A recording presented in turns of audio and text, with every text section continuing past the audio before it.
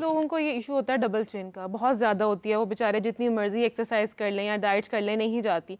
तो इसकी सर्जरी जो होती है वो क्या होती है, मतलब किस तरह से प्रोसेस होता है? अब डबल चिन में अगेन दोनों ऑप्शंस आपके पास होती हैं। You can go for the non surgical and also for the surgical. Surgical. Non surgical में तो आजकल कुछ इंजेक्शंस अवेलेबल हैं जो फैट्स को डिसॉल्व कर देते हैं, specially for the localized areas, जिस तरह आप डबल चिन की बात कर रहे हैं। But even there are certain resistant cases, जैसे आपने कहा है कुछ भी कर लें तो वो ठीक नहीं होता।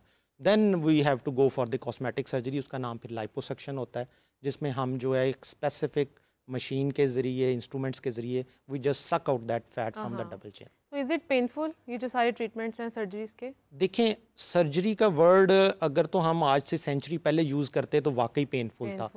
आप कभी पुरानी पिक्चर्स या वीडियोस देखें तो 4 लोगों ने पकड़ा होता था एक बंदे को तो उसकी सर्जरी की जाती थी। But now the anaesthesia has proven a very good entity. अब आपने एनेस्थेटाइज कर देना होता है जगह को और क्लाइंट को पता भी नहीं चलता क्या हो रहा है।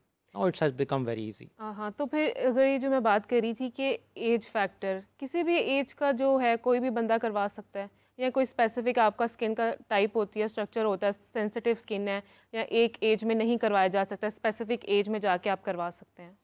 कॉस्मेटिक सर्जरीज ना हम लोग हमेशा ये गाइड करते हैं कि the structure should be properly developed. जिस तरह आप नाक की बात करती हैं ना, तो नाक 18 साल की उम्र तक मैच्योर होकर डेवलप हो चुकी होती है।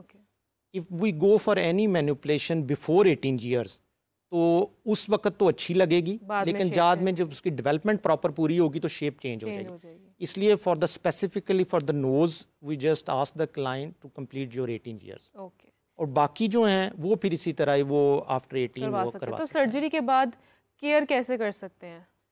केयर प्रोसेस क्या होता है, मेंटेन कैसे कर सकते हैं? वो फिर स्पेसिफिकली टू द प्रोसीजर है कि आपने प्रोसीजर कितना एक्सटेंसिव किया है। जिस तरह फर्ज करें अगर हम नोज जॉब की बात करते हैं तो अगर सिर्फ टिप जो है वो बारीक की है या पीछे से जो बोनी फ्रेम है उसको भी छोटा किया है, तो वो फिर बोनी फ्रेम अगर आपने छेड़ा है तो वो it is an extensive procedure. उसकी केयर फिर आपको 2 हफ्ते करनी पड़ती है। उसमें सबसे इंपॉर्टेंट केयर यही होती है कि दोबारा आपकी नाक किसी चीज़ को हिट ना करे। आप मतलब चेहरा धोते हुए एहतियात करें, ठीक है ना, कपड़े पहनते हुए एहतियात करें। इस तरह की चीज़ें मतलब फॉर 2 वीक्स। फॉर 2 वीक्स उसके बाद इट्स ऑलमोस्ट कंफर्टेबल। अच्छा, अगर मैं पाकिस्तानी एक्ट्रेस की बात करूं, अलीज़ा शाह, उन्होंने जब सर्जरी करवाई थी तो लोगों ने बहुत ज़्यादा क्रिटिसाइज़ किया तो शी बैक्ड ऑफ। उसके बाद बहुत कम मेरे ख्याल में वो ड्रामाज में हमें नज़र नहीं आई, क्योंकि वो लोग कह रहे थे कि आपकी बेबी स्किन थी, बेबी फीचर्स से आपने थ्रू आउट चेंज कर लिया, आप अपनी एज से ज़्यादा बड़ी लग रही हैं। तो आपको उनको देख के आप क्या बताएंगे कि उन्होंने किस टाइप की सर्जरी करवाई थी? क्योंकि थ्रू आउट उनका फेस चेंज हो गया था। अब ये देखें ना, ये अब पब्लिक की ओपिनियन है उनके लिए, क्योंकि पब्लिक ने उनको एक ख़ास फिगर में देखा था और उसी में ही पसंद किया था।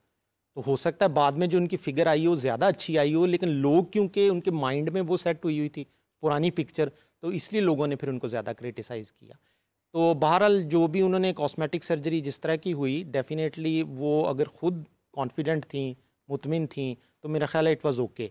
लेकिन क्योंकि पब्लिक एक्सेप्ट करने को तैयार नहीं थी, उनको वो वाली अच्छी लग रही थी पहले वाली, तो इसलिए पब्लिक ने फिर उसको क्रिटिसाइज किया। अच्छा डॉक्टर साहब, हमें एब्डोमिनल सर्जरी के बारे में बताएं कि वो ख़वातीन जो प्रेगनेंसी के बाद जिनके पेट लटक जाते हैं और बेली फैट से छुटकारा पाना बहुत मुश्किल हो जाता है, तो उनके लिए ये क्या प्रोसीजर होता है?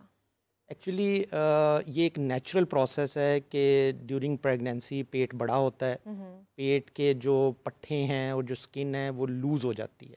ये बिल्कुल इलास्टिक की तरह है। जिस तरह आप देखें कि इलास्टिक को आप पहली दफ़ा खींचें तो वो रिकॉयल होकर वापस चली जाती है, लेकिन आप उसको मल्टीपल टाइम्स करेंगे तो उसकी इलास्टिसिटी ख़त्म हो जाएगी। Same is the case with the skin and even the muscles. Multiple pregnancies के बाद पेट की पट्टे और पेट की जिल्द की इलास्टिसिटी ख़त्म हो जाती है, इसकी वजह से वो ढलक जाता है। अब ढलकने की वजह से डेफिनेटली मुख्तलिफ़ किस्म की प्रॉब्लम्स फेस करनी पड़ती हैं। कई ख़वातीन हमारे पास आती हैं, वो उठने बैठने में कहते हैं प्रॉब्लम आती है। कई दफ़ा पेट के नीचे वाली जिल्द में फंगल इन्फेक्शंस हो जाती हैं, इस तरह की प्रॉब्लम आती हैं। फिर हमारी सोसाइटी में आजकल कुछ ख़वातीन जो हैं वो स्लिम ड्रेसेस इस्तेमाल कर रही हैं, उसमें फिर लटका हुआ पेट बुरा लगता है। तो इन सब चीज़ों में फिर हम एडवाइज़ करते हैं कि वो जो लटका हुआ पेट है उसको रिमूव कर दिया जाए। तो that procedure is actually called tummy tuck. एक आम ज़बान में हम उसको एब्डोमिनोप्लास्टी भी कहते हैं, but it is a surgical procedure. इसमें फिर प्रॉपर एनेस्थीसिया देना पड़ता है, आपको प्रॉपर वो उस एरिया को कट डाउन करना पड़ता है और दोबारा सारी आपको स्लिम और फिटिंग में लाना पड़ता है। हमारे कुछ ऐसे सेलिब्रिटीज़ भी हैं जिन्होंने फैट रिडक्शन भी करवाई हुई है।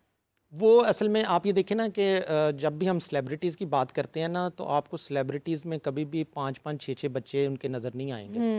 मतलब दे हार्डली गेट 1 बेबी और 2 बेबी, और उसके बाद या तो चीज़ें बैकवर्ड चली जाती हैं, ठीक है। मतलब आपको ऐसे नहीं लगेगा मल्टीपल प्रेगनेंसीज उनमें नहीं होंगी। तो अमूमन उनमें आपको इस एक्सटेंसिव प्रोसीजर की ज़रूरत नहीं पड़ती, उसमें हम लोग लाइपोसक्शन ही के साथ उनको फिगर आउट कर देते हैं। फिगर आउट करते हैं। अब जैसे मैं बात कर रही थी, अगर बॉलीवुड की बात करें तो मेरे ख्याल में हर दूसरी एक्ट्रेस ने करवाया हुआ है, तो क्या मेल्स भी करवाते हैं?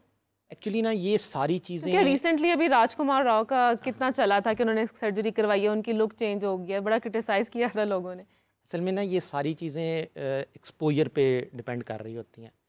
हमारी सोसाइटी में अभी आप बेशक सेलिब्रिटीज़ की बात कर लें, कॉमन पीपल की बात कर लें, अभी भी हमारा लिबास काफ़ी हद तक मशरकी है, अभी भी हमारी बॉडी एक्सपोज नहीं होती।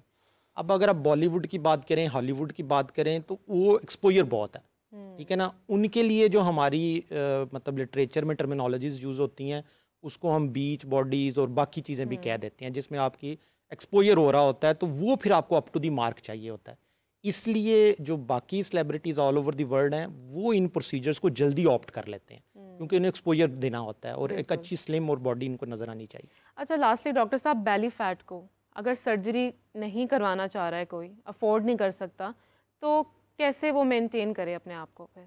बेली फैट के लिए बहुत से हमारे यहाँ अभी रेमेडीज़ चल रही हैं नॉन सर्जिकल, जिस तरह मैंने बात की थी, डबल चिन के लिए फ़ैट के लिए भी इंजेक्शन है। इस तरह people are going for non surgical procedures, उसमें इंजेक्शंस के साथ भी बेली फैट को डिज़ोल्व किया जा रहा है। और नेक्स्ट पार्ट आप समझती हैं कि जिस तरह जनरल हम गाइड करते हैं कि आपने वेट रिडक्शन किस तरह करनी है, या एक्सरसाइज किस तरह करनी है, या आपने जो है अपना खाने पीने का किस तरह ध्यान रखना है। But the thing is this कि वही अव्वली बात कि belly fat is very notorious. वो आप जो भी कर लें, जिस तरह भी कर लें, वो एंड पे आके यही क्लाइंट कहता है डॉक्टर साहब ये नहीं जा रही, इसका कोई हल निकाल लें। तो डेफिनेटली उसके लिए फिर हमें नॉन सर्जिकल में इंजेक्शन डिसॉल्विंग के साथ और फिर सर्जिकल में लाइपोसक्शन के साथ। Well, thank you so much doctor Mufassar for joining us. Thank you so much. You are always welcome. Thank you. और इसी के साथ हम अपने हॉरोस्कोप सेगमेंट की तरफ, और हमें ज्वाइन करेंगे सईद अली ज़ंजानी साहब। आज के टॉपिक के हवाले से उनसे कुछ रेमेडीज़ भी लेंगे, तो चलिए बढ़ते हैं हम अपने हॉरोस्कोप सेगमेंट की तरफ।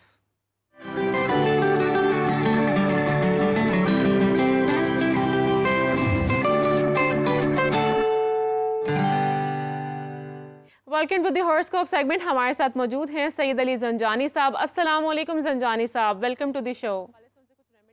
वालेकुम सलाम, बहुत शुक्रिया आपका। जी ज़ंजानी साहब, आज का हमारा जो मौजू है वो है गुस्से पर, शॉर्ट टेम्पर्ड लोग जो होते हैं।